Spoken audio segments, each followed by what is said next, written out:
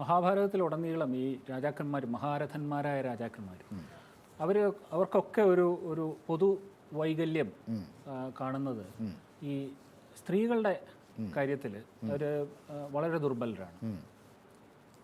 അത് സ്ത്രീകളുടെ കാര്യത്തിൽ പുരുഷന്മാർ പൊതുവെ ദുർബലരാണ്.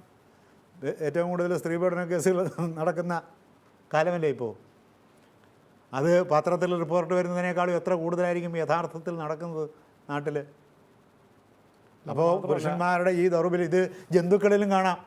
വ്യാസന്റെ ഉദാത്തമായ വ്യാസ ദർശനം പ്രതിപാദിക്കുന്ന മഹാഭാരതത്തിലെ കഥാനായകന്മാർക്ക്, മഹാരഥന്മാരായ രാജാക്കന്മാർക്ക് എന്തുകൊണ്ടാണ് ഇങ്ങനെ ഒരു പൈങ്കിളി സ്വഭാവം? എനിക്ക് ഈ ചോദ്യം വേറൊരു രീതിയിൽ ചോദിക്കണമെന്ന് തോന്നുന്നത്, കുറച്ചുകൂടി എക്സ്പ്ലിസിറ്റായി. ഈ ഇത്തരത്തിലുള്ള ലൈംഗിക കാര്യങ്ങളിൽ ഒരു പാപസങ്കല്പം യഥാർത്ഥത്തിൽ നമ്മുടെ ഭാരതീയ ചിന്തയുടെ ഭാഗമായിട്ടുണ്ടോ? ഇല്ല. ലൈംഗികത പാപമായി ഭാരതീയ സംസ്കാരം കാണുന്നില്ല. വ്യാസനും കാണുന്നില്ല, വാൽമീകിയും കാണുന്നില്ല, വേദങ്ങളിലും കാണുന്നില്ല.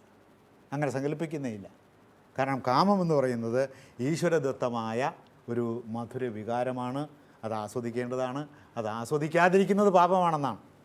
അല്ല, ഇതിപ്പോൾ പാപമാണോ പുണ്യമാണോ എന്നുള്ളൊരു പ്രശ്നത്തെക്കാൾ ഉപരി ആ ധാർമ്മിക പ്രശ്നം മാറ്റിക്കഴിഞ്ഞാൽ, ഒരു നൈതിക വീക്ഷണത്തിൽ നോക്കിക്കഴിഞ്ഞാൽ, ഒരു രാജാവിന് യോജിച്ചതാണോ ഈ ശന്തനുവിൻ്റെയും നേരത്തെ ദശരഥൻ്റെ കാര്യത്തിലും ഒക്കെ പ്രകടമായ ഈ സ്വഭാവ വൈകല്യം? യോജിച്ചതല്ല. രാജാവിന് യോജിച്ചതല്ല എന്ന് തെളിയിക്കാനാണ്, ഭരണാധികാരിക്ക്, ഭരണകർത്താവിന് യോജിച്ചതല്ല ഇത്തരം താൽക്കാലികമായ മനഃശാഞ്ചല്യങ്ങൾ എന്ന് ബോധിപ്പിക്കാനാണ് കഥ ഇങ്ങനെ വർണ്ണിക്കുന്നത്. അങ്ങനെ മനഃശാഞ്ചല്യം ഇല്ലാത്ത ആളെ ഇപ്പുറത്ത് വർണ്ണിച്ചു വെച്ചിട്ടുണ്ട്. ആരാണ്? ധർമ്മപുത്രർ.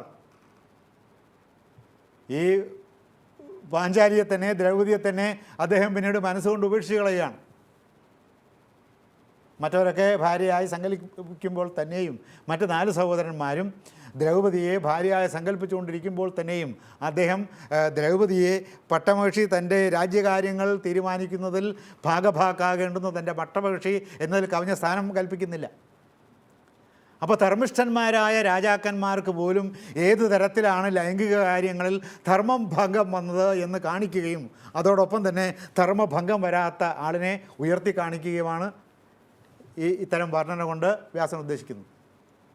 അപ്പോൾ ഇവരൊക്കെ മഹാന്മാരായ ഭരണകർത്താക്കന്മാർ അഥവാ അല്ലെങ്കിൽ രാജാക്കന്മാരോ ആയിരുന്നിട്ട് പോലും ഇവർക്കെല്ലാം ചില പ്രത്യേക സന്ദർഭങ്ങളിൽ ലൈംഗികമായ വികാരങ്ങളെ നിയന്ത്രിക്കുന്നതിൽ അവർ സമർത്ഥന്മാരായില്ല എന്നാണ് കാണിക്കുന്നത്.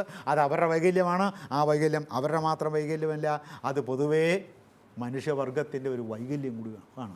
ഒരു അനുഗ്രഹം ഏത് സന്ദർഭത്തിൽ വൈകല്യമായിട്ട് വരും. ഇപ്പോൾ കാമസിദ്ധി ഉണ്ടാവുക എന്ന് പറയുന്നത് ഏറ്റവും വലിയ കാമാസക്തിയുള്ള ആളുകൾക്ക് ഏറ്റവും വലിയ സന്യാസിയാകാൻ സാധിക്കുള്ളൂ. അല്ലാണ്ട് ഷണ്ടന് സന്യാസിയാകാനൊക്കെ ഇല്ല. ഇപ്പോൾ കാമശക്തി ഇല്ലാത്ത ഒരാളെ സന്യാസത്തിന് തിരഞ്ഞെടുക്കില്ല നല്ല സന്യാസിമാർ. ഇപ്പോൾ കാമശക്തി ഉള്ളവനായിരിക്കണം, ലൈംഗിക ശേഷി ഉള്ളവനായിരിക്കണം.